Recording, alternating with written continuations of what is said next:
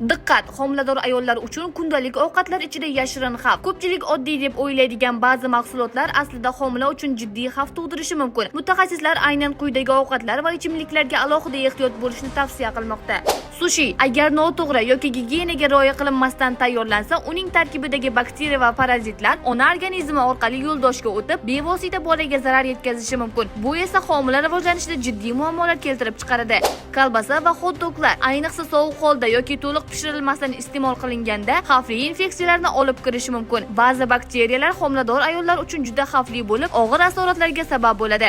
Xom tuxum u salmonella manbai bo'lishi mumkin. Bu esa zaharlanish, isitma va umumiy holatning yomonlashishiga olib keladi. Bu esa homilaga ham salbiy ta'sir ko'rsatadi. Qora sedana va yashil papayya tabiiy mahsulot bo'lsa ham ular bachadon qisqarishini kuchaytirishi mumkin. Bu esa erta tug'ruq yoki homila tushishi xavfini oshiradi.